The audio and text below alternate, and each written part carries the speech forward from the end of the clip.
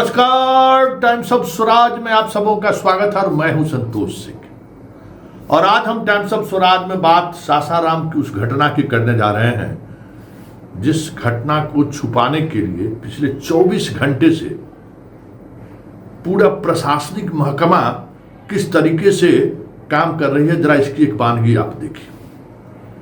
खबर यह है कि सासाराम के डेहरी में एक निजी विद्यालय है। उस विद्यालय के हॉस्टल में पढ़ने वाली एक 13 वर्षीय छात्रा के साथ गैंग रेप की घटना घटी है। ये खबर हमें कल सुबह सासाराम के आसपास के रहने वाले किसी व्यक्ति ने मैसेज करके दिया। हम स्थानीय जो हमारे पुराने जानने वाले मित्र हैं उनसे हमने बात की कि वाकई में इस तरह की कोई घटना घटी है क्या। तो उसी तहकीकात में फिर सासाराम के रिपोर्टर भी इस खबर पर नजर बनाए हुए थे, लेकिन इस तरीके से प्रशासन पूरे मसले को मतलब कह सकते हैं कि घेराबंदी करके रखे हुए थे कि अगर आप खबर किए तो सोच लीजिए।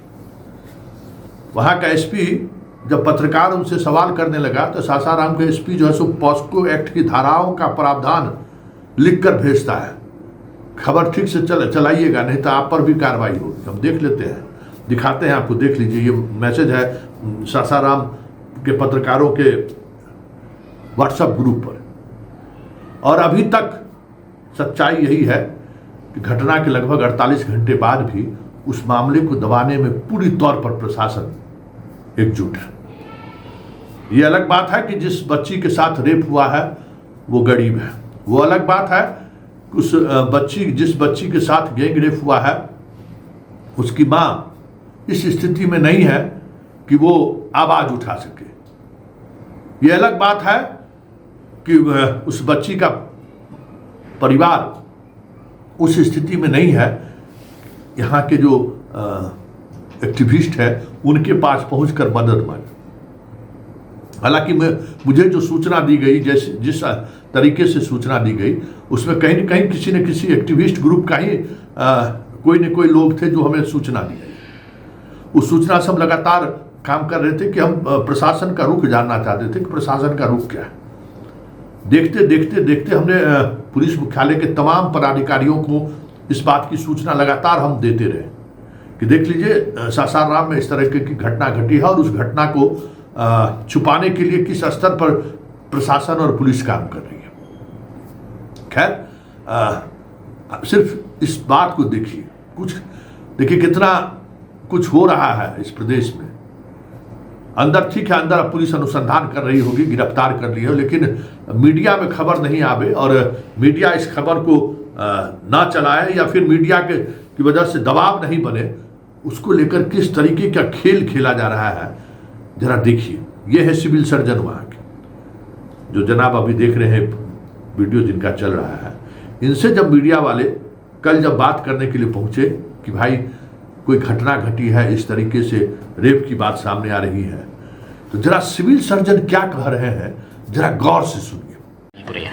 देखिए, हमें भी पता चला इंद्रपुरी में कोई एक बच्ची 12-13 साल की आई, हमको फ़ोन किया तो पुष्कर को भेजकर हेल्थ मैनेजर को सब लोग गया तो ये लोग बताया कि सर उसमें जो बाल सुरक्षा गृह से जो कोई संतोष नाम का उसका अध्यक्ष है, क्या लिखा है कि जो मरीज जा रहा है, बालिका 13 साल की जा रही है, उसका सर्दी, बुखार, खांसी इत्यादि मेडिकल जांच प्रतिवेदन दें। उस पर हमारे डॉक्टर का कहना था कि भाई इसमें कहाँ लिखा है कि इसका रेप हुआ है, इसके साथ कुछ हुआ है कि मेडिकल लीगल दें।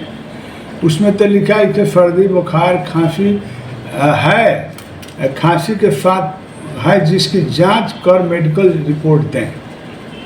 तो हम बोले भाई तो सही बात है, कहीं नहीं लिखा है, इसी को झंझट हो रहा था। फिर हमने पूछकर कहा कि कहो कि लड़की का मेडिकल जांच अगर कराना है तो दरख्वास्त को बदल दे। अगर उसके लग रहा है कि क्या उसके साथ जांच किया 12-13 साल लड़की के साथ, तो उसके बाद से शायद फिर हमारे पास खबर नहीं आई, तो लगता है कि लिख के दे दिया होगा, उसकी जाँच हुआ होगा। सर क्या लग रहा है आपके हिसाब से? हमारे हिसाब से उनकी बातों से लग रहा है कोई लड़की है, छोटी सी लड़की है, उसके साथ कुछ किया। वो पढ़ने वाली जेम्स की कोई है, जेम्स की कोई बच्ची थी। अच्छा। सर सामूहिक दुष्कर्म का मामला आ रहा है? ना सामूहिक वो बोला कि उसके साथ कोई छेड़छाड़ किया है, हमको जो टेलीफोन से मिला। यही तो सुन लिए। इनको बाल संरक्षण आयोग वाला लिखा कि सर्दी खांसी का बीमारी है, और सर्दी खांसी जैसा लगता है उसकी जांच करिए। आप समझ लीजिए, सर्दी खांसी का जांच करने के लिए जो है सो जाएगा अस्पताल में कोई बच्ची को लेकर, ऐसा हो सकता है क्या? हालांकि जब मीडिया वाले ने उनसे पूछा कि क्या इस तरीके की कोई घटना घटी है, तो उन्होंने इनकार किया, ना ऐसी कोई सूचना नहीं है। कितना संवेदनहीन ये सिविल सर्जन है, जरा समझ लीजिए कितना संवेदनहीन है। इतनी बड़ी बात है और वो किस संवेदनहीनता के साथ सवाल का जवाब दे रहा है मीडिया वाले को। भगवान न करे अपने परिवार के किसी बच्चियों के साथ अगर इस तरीके की घटना कहीं घट जाता, तो क्या यही संवेदनहीनता वो दिखाते? जब इस तरीके की बात, इस तरीके की चीजें सामने आई, तो आप जिस गंभीरता से लेनी चाहिए थी, कोई मतलब नहीं है।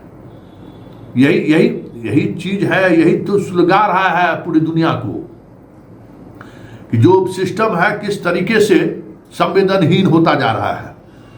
पैसे के अलावा सिस्टम को और कुछ दिखाई नहीं देता है।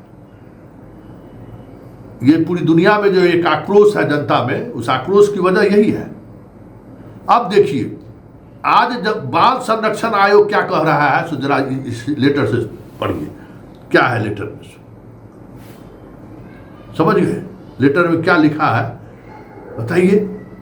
इस तरीके से पूरे लेटर में उन्होंने वर्णित किया है कि आपने इलाज नहीं किया, आपने उसको वापस लौटा दिया। इंदपुरी थाना अध्यक्ष आपके यहाँ गया और उसके बाद उसको लौटा दिया। बताइए, उस पत्र का मजमून हम आपको पढ़कर सुनाते हैं कि ये बाल संरक्षण आयोग जो सिविल सर्जन को पत्र लिखा है, जरा उस पत्र को आपको हम सुनाते हैं कि क्या पत्र है।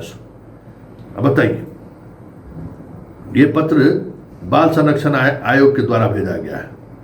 हम पत्र का मजमून जरा सुन लीजिए, किस तरीके से बाल संरक्षण आयोग ने आरोप लगाया। ये गंभीर आरोप है और ये आरोप की जांच होनी चाहिए कि कौन झूठ बोल रहा है। सिविल सर्जन झूठ बोल रहा है या बाल संरक्षण आयोग का अध्यक्ष झूठ बोल रहा है? बताइए। उस चिट्ठी में लिखता है कि पूरी थाना अध्यक्ष गया और उसका इलाज नहीं हुआ। गजब है भाई, इलाज नहीं हुआ तो फिर आप स्पष्टीकरण दीजिए। और सिविल सर्जन कुछ और कर रहे हैं। और एसपी का आप ट्वीट देखिए लिए, पत्रकार को क्या धमकी दे रहे हैं, पॉस्को एक्ट है। सवाल यह है कि आप पत्रकार को नसीहत दीजिए, पत्रकार को पर मुकदमा करने की बात करिए। पॉस्को एक्ट की समझ हमें लगता है कि नया एसपी गया है वहाँ, अभी पूरी दुनिया देखना बाकी है। पत्रकारों को नसीहत देखने लगा। अरे भाई, जो घटना घटी, और ये घटना कोई एक छात्रा के साथ नहीं घटी है। वहां जो खबर आ रही है, वहां दर्जनों छात्रा इस तरीके की घटना से कहीं न कहीं प्रभावित है। खबर इस तरीके की आ रही है। आप मीडिया को खबर करने से रोक कर क्या आप साबित करना चाहते हैं? हमारे पास ऐसी खबर है, आप जांच कराइए, महिला अधिकारियों को बुलाइए और पूरे इस स्कूल की जांच कराइए। और किसी लड़की के साथ इस तरीके की घटना तो नहीं घटी है। मान लीजिए ये बच्ची के साथ जिस तरीके से गैंग रेप हुआ, और जो जिस स्थिति में ये बच्ची थी, सिविल सर्जन को दिखाई नहीं दे रहा था। सिविल सर्जन को दिखाई दे रहा था भाई, किसी के साथ, किसी बच्ची के साथ गैंग रेप होगा, 13 साल की बच्ची के साथ, तो क्या जब वो अस्पताल पहुंचेगा तो सर्दी खांसी का इलाज कराने को, वो देखा नहीं कि क्या स्थिति में है। मतलब पूरा सिस्टम कितना कैजुअली चीजों को लेता है, ये देखिए। यही दिखाने के लिए हम ये खबर चला रहे हैं। और हमें पता है कि सारे सीनियर पुलिस अधिकारियों को जानकारी में है और कठोर कार्रवाई होगी, होना है, एसपी को करना है, लेकिन छुपाए हुए। अरे किससे छुपा कर रखिएगा? उस स्कूल की तमाम लड़कियों से आप बयान लीजिए एसपी साहब, महिला अधिकारियों, पुलिस अधिकारियों के सहारे उस स्कूल में, क्योंकि कोई एक घटना नहीं घटी है। जिस व्यक्ति ने मुझे सूचना दी है और उसके बाद हम अपने सासाराम के मित्रों से जो हमारी बातचीत हुई है, हमने कहा है हम जानकारी ये हो रही है कि दूसरा मुजफ्फरपुर शेल्टर होम न कहीं वो साबित हो जाए। इसलिए हमारा आग्रह है कि आप उसको बेहतर तरीके से जांच कराइए। नहीं तो परत दर परत एक बात समझ लीजिए, जब खबर पर हाथ लग गया तो लग गया। बहुत मुश्किल होगा किसी चीज को छुपाना, कहीं न कहीं से चीजें सामने आ ही जाएंगी। इसलिए हम बेहतर समझते हैं कि आप उस पूरे मामले को गंभीरता से लीजिए और मीडिया को भी सहयोग कीजिए कि भाई किस तरीके से खबर हमें चलानी चाहिए जो लोगों में आक्रोश नहीं भड़के। ये अंडरस्टैंडिंग होना चाहिए मीडिया और पुलिस वाले में, और इस अंडरस्टैंडिंग के हम लोग पक्षधर हैं। लेकिन मीडिया में खबर नहीं चलने का आधार अगर दोषियों को बचाना है तब तो भाई हम लोग जेल जाने के लिए भी तैयार हो जाएंगे, लेकिन दोषी नहीं बचना चाहिए। और लड़कियों के साथ कुछ इस तरीके की घटनाएं घटी है या नहीं घटी है, इसकी जांच कराइए एसपी साहब प्लीज।